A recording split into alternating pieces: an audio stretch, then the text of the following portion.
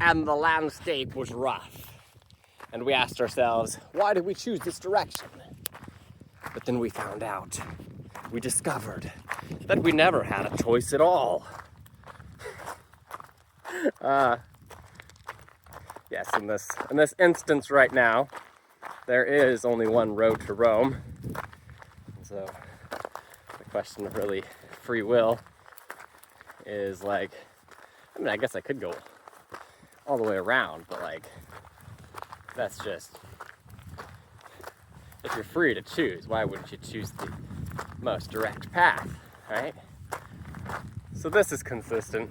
Okay. So I want to talk about free will and just chill out and have a good old philosophical time. All right. So over my life, I have vacillated.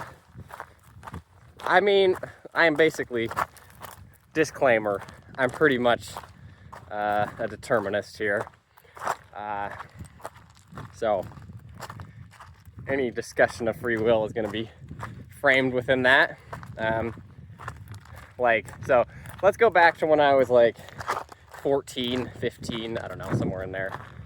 And I was very religious, and the idea of free will came to mind at that point. And it was like, so God demands that we believe in him and we do these things to be forgiven and yada yada, right?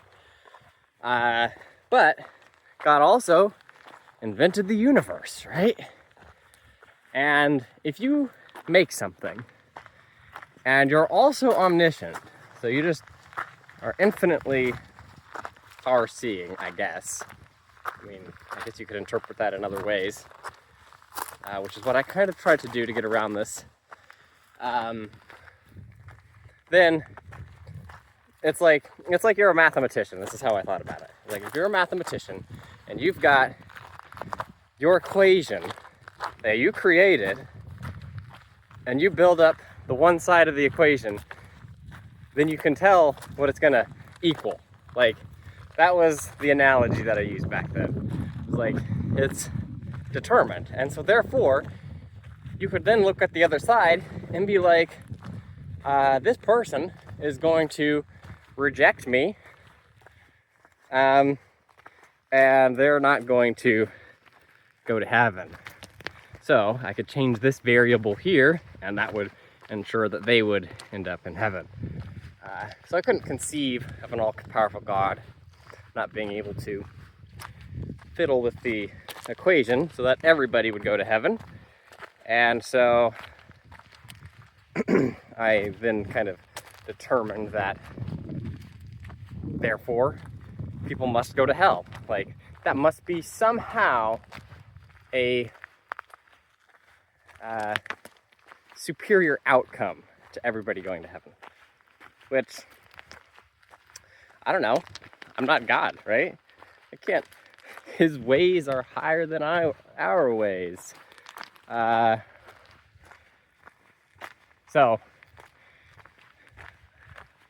that was the justification. I mean, what can I say? I was religious. Well, as I got older, I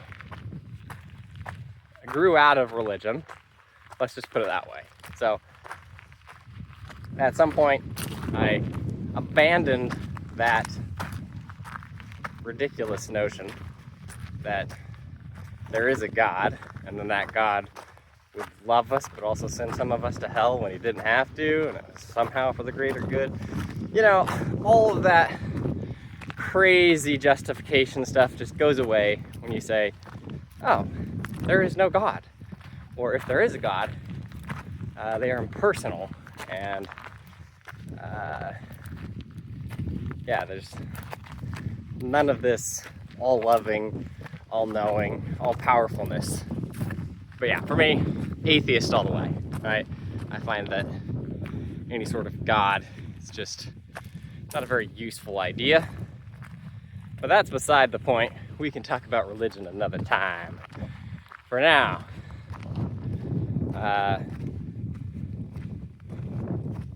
let's see. So I guess, yeah, I've always been kind of like, free will doesn't really exist. But then I grew up, became an atheist, started talking to people who also didn't think that free will existed. And I was just like, well, hang on. Because of course, I have to argue. Like, maybe I was too quick to jump to this conclusion. And so that's when I started arguing that, like, yes, free will is kind of an illusion, but the idea, the belief in free will, would change your behavior in a way that not having that belief wouldn't. So therefore, like, believing in free will has an effect, and because it has an effect, free will does something, and therefore it exists, right? But whether or not you actually are free to believe that you have free will is still up for debate.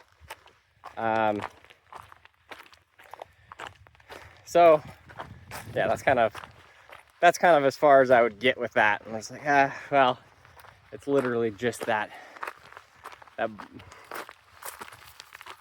belief in free will that matters, right? That's and it's going to make changes that aren't even going to be totally apparent. Like, if I believe in free will and somebody else doesn't, then, like, how is that really affecting our lives? Oh, that is so cool. We have to cross the canyon.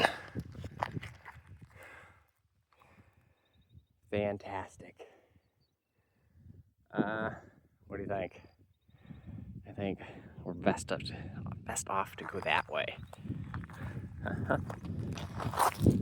Alright. This way you don't try to trailblaze while you're talking philosophy and you forget what you were saying.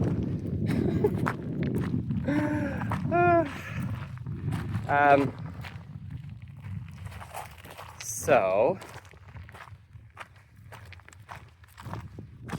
bear with me. Beep. Loading my dial-up connection.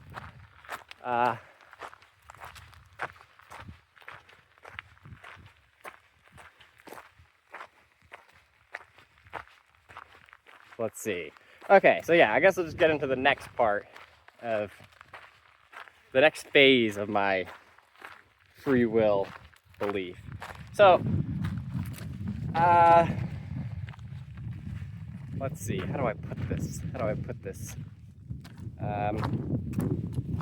So I guess, like, 5 years ago, I, like, went through something, and I should preface this by saying, like, I've always been kind of a big believer in, maybe not free will, but, like, willpower, being like, oh, you can mind over matter. You can be like, you can do things just by, like, extreme displays of willpower, of volition, right? And so I went through something that was like,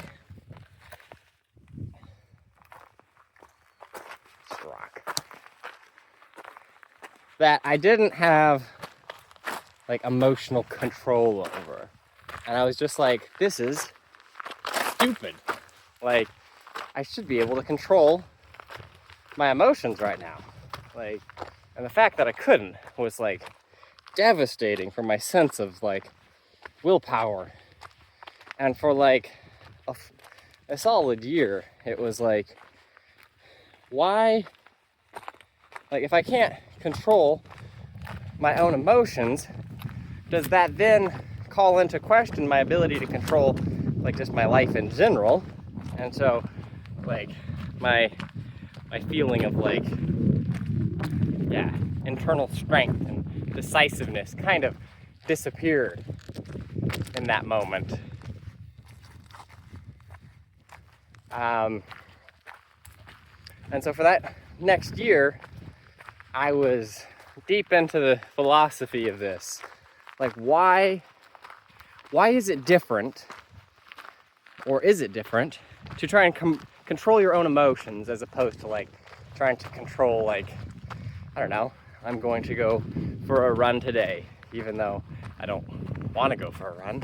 I'm going to do this or that, or I'm going to study for this amount of time. and not touch my phone, right?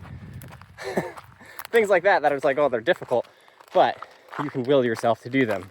Like, is that different than trying to just will yourself to have an emotional state? And what I concluded was like, well, it's like, imagine a machine that is designed to basically make some product. Like you're on a conveyor belt, you're assembling something. And it's like that machine can, try as hard as it can to work as fast as it can and to make whatever it wants, and it can use its appendages in different ways and combinations to make different sorts of things. But if you then ask it to, like, now I want you to start programming yourself or redesigning yourself, the process of doing that is going to be very limited, because if it's working on a set of instructions and understanding for the world, the moment that it starts to mess with its own head, mess with its own ability to do things, it's not going to know the direct pathway to get from point A to point B. It's going to have messed up its instructions and its ability to carry them out. There is a wrench thrown in to the cogs of cognition, so to speak. That mountain just keeps getting bigger. I mean, it was supposed to just be like a little hike. I mean, I didn't do that mountain. I've already done that one. It's supposed to be easy.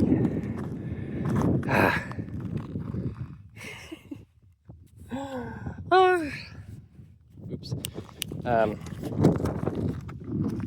Anyway, I just use that analogy because it's going to be a nice stepping stone going into the last part of this discussion, which is my current view of free will, I guess, which kind of builds on that and a bunch of other stuff that we're not going to get into right now.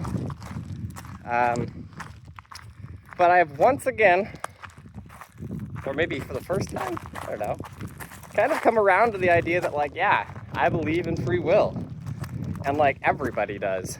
Like, I can't think that, like the idea of not believing in free will just doesn't seem even possible to me. Because, like, if you're saying, like, free will is the ability to make decisions that aren't being dictated or orchestrated by things outside of yourself, like, well, then what would those things be that are outside of yourself? Like, you see the problem here is, like, if it's completely outside of yourself, then it's just going to be random, like, influence. And so it's like, yeah, it might be free, but it's not, like, it's not you deciding. Like, I think that's what people mean. Like, free will, I think, is better defined as, like, having all of the information at your disposal that you may have, and being able to look at it to make a decision. And so, like, if we look at what people actually mean when they say, I have free will, it's like, yeah, it's the idea that I can stand here and I could be like, I'm gonna go that way, I'm gonna go that way. Now, right now I'm thinking, like, this way looks easy. It kind of curves down and goes easy that way. So my brain is like, oh, I could do that. That sounds like the easy way. But free will is like, I could choose either, and I'm deliberately going to choose this side to make my example. And so when I'm down here complaining in a second, it's my own decision. So it's fine.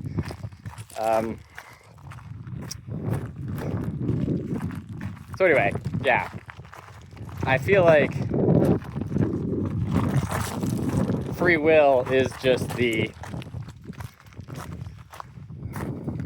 Like, yeah, the state of your brain, all of the information that you have in your brain is like determined, but like, so is like you, like this, like, I think that it gets confused because we talk about free will and like my will is outside of all of this deterministic stuff.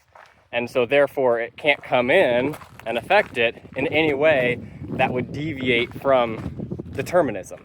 But it's like, no, you yourself are part of that deterministic system. You're not outside of it.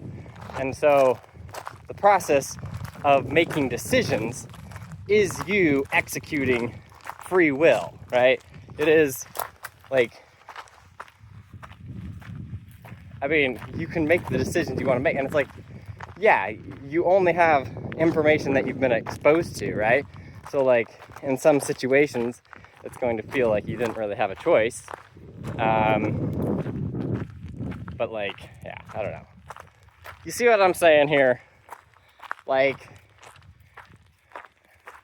I think it makes sense. I think it makes good sense to be able to tell people like, yeah, you do have free will. Like, because to not, what does that even mean?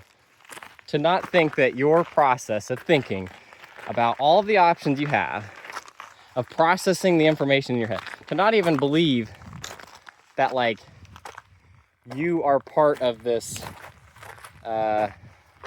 decision-making process, I guess.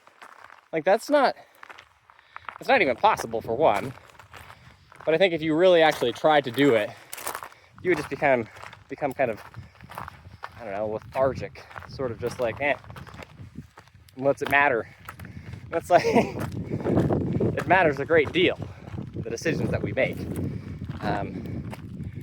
And so, yeah, I would say if you want to feel more free, then exposing yourself to more information, trying to learn as much as you can, and also taking that responsibility of being like, I am the decision maker here. Like, I get to look at all the pathways before me and decide where to go next. And that is like my responsibility, my privilege as a person. And like the more I learn about the world and the more I try, kind of the more options that I'll have before me. So yeah, I don't know. So I'm gonna say that I'm a deterministic free will believer. Although, if you include the randomness from quantum mechanics, then all of a sudden you've got non-determinism. So then it's a non-deterministic, deterministic free will believer. Okay, that's enough of that. All right, well, that was fun. I will talk to you later.